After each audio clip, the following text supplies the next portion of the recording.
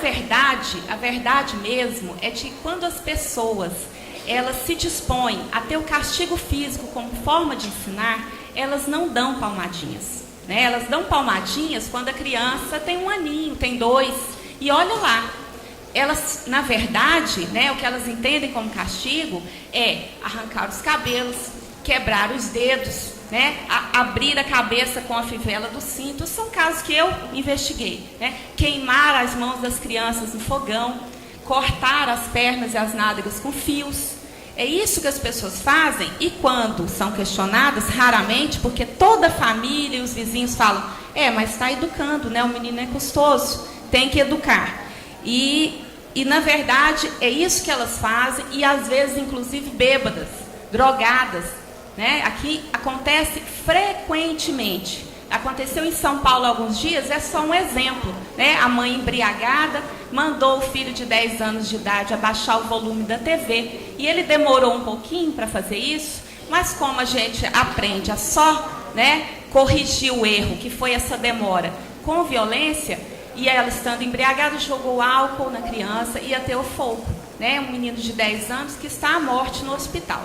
E isso acontece aqui em Goiânia, na nossa cidade, frequentemente, né? Corriqueiramente. Pessoas drogadas e embriagadas que querem educar os filhos, e até a família acha, né, que ele está ali no seu direito.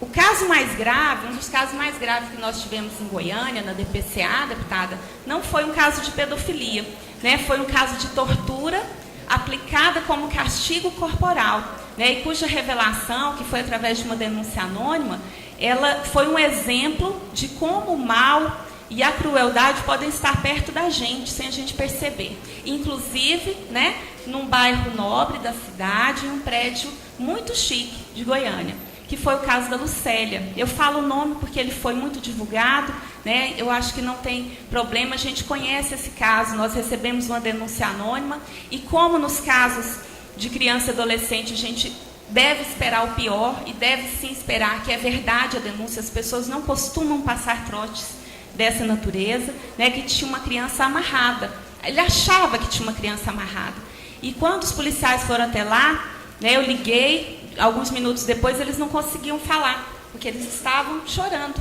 Eu tive que esperar para que eles conseguissem falar para mim que era verdade sim, e que eu não ia acreditar quando eles me contassem. E por isso que eles filmaram, né? Fizeram aquelas cenas que percorreram todo mundo e que demonstraram como as pessoas podem ser cruéis, né?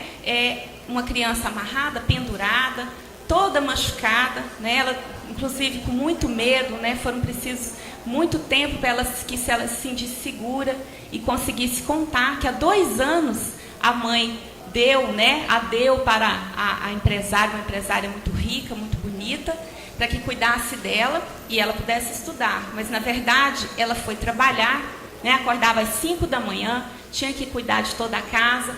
E, é claro, ela tinha 12 anos e ela fazia alguma coisa errada, ou demorava um pouco, ficava cansada. Naquele dia que ela estava amarrada e com pimenta na boca e nos olhos, porque ela tinha demorado para limpar o banheiro da Sílvia na noite anterior. Então, desde as 5 da manhã, né, a gente encontrou o diário da empregada, 5 horas, amarrar a Lucélia, né? Então, o diário de tarefas que ela tinha naquele dia. Então, quando a gente conseguiu ouvir, né, fazer os exames médicos legais que revelaram tudo que aquela criança tinha passado, né, num apartamento no setor Bueno, em Goiânia, as unhas arrancadas, a língua cortada, né, todos os dedos das mãos e dos pés apertados no vão da porta, né, os cabelos arrancados, ela tinha que comer o cocô do cachorro da Sílvia. Bom, eu podia ficar aqui, eu tenho só 5 minutos, podia ficar horas contando essa história, mas eu só queria dizer que isso aconteceu por 2 anos e toda a família sabia, os empregados e vizinhos, e todos concordavam. A passadeira me disse, mas ela é custosa, e a Sílvia tinha que educar ela, né?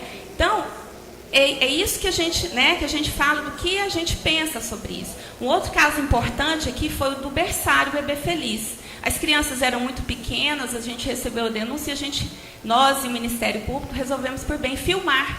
E a gente ia filmar 1 mês, mas nos primeiros 3 dias a gente não conseguiu mais, né, ficar olhando aquilo. As crianças eram jogadas no chão de cabeça, obrigadas a engolir o próprio vômito, estapeadas, né, jogadas na parede, tinham os dedinhos arranhados no muro chapiscado do berçário, né, e tudo isso filmado, né, as funcionárias também prestaram depoimento, e a gente então conseguiu, né, fechar esse lugar e também prender essa agressora, pelo menos por algum tempo. E foi isso também que ela disse, né, no seu depoimento, quer dizer, ela estava educando, ela tinha que educar as crianças, elas estavam na responsabilidade dela, né, e assim também os funcionários assim entendiam. Né? Então, o que a gente quer falar é de como as pessoas pensam e de como a gente autoriza hoje as pessoas a educarem dessa forma. E o que pode acontecer se a gente tem essa autorização.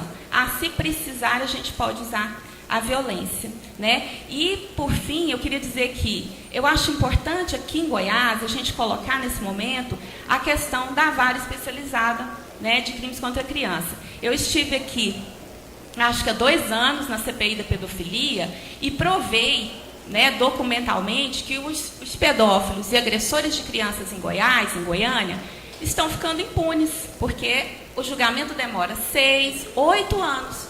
Né? Ou ainda, pior ainda, nós temos sorte ou azar, porque se cair com um juiz que é rigoroso, ele vai agir de forma exemplar com aquele criminoso. E se não, ele vai agir conforme, às vezes, a forma que ele foi criado. Nesse caso, né, quem aqui acompanhou sabe, a prisão só foi decretada quando a acusada fugiu. Né? Nós tivemos aí muito trabalho para encontrá-la e prendê-la. Só porque passou do tempo. E o principal é que ela foi solta logo depois e o juiz desclassificou os crimes que nós e o Ministério Público entendemos como tortura para maus tratos. Maus tratos. Quem aqui conhece o que é maus tratos? Maus tratos é atrasar o almoço. Maus tratos é deixar de dar banho um dia. Isso é maus tratos. Né? Maus tratos é a palmada. Se ela se repete todo dia. O que a Maria fazia no berçário Bebê Feliz era tortura. Mas como nós não temos, como temos delegacia especializada, mas não temos juiz, né, que estuda isso, que sabe a importância de julgar isso de uma forma exemplar e didática, né, então a gente quer também pedir, né, a cooperação das autoridades aqui, principalmente de Goiás, para essa questão da vara especializada que a gente considera muito importante. Né? E para terminar, eu queria dizer que a grande questão, eu acredito, dessa legislação é convencer a nossa sociedade. Não adianta só a gente fazer leis, e eu acho que ela tem esse objetivo e não de punir, inclusive dentro da polícia. Eu sou agora professora da Academia da Polícia Civil de Goiás, onde a gente conseguiu pela primeira vez colocar esse tema, a investigação de crimes contra criança e adolescente. E quando a gente fala do castigo físico e das agressões, da lesão corporal, que hoje a gente, né, coloca lesão corporal qualificada, os próprios policiais ainda entendem, né, que se o pai não educar a criança com as palmadas, depois a polícia vai ter que educar. Então o desafio é muito grande e a gente espera realmente que com essas discussões a gente consiga banir a violência de cada lar de Goiás e do Brasil. Obrigada.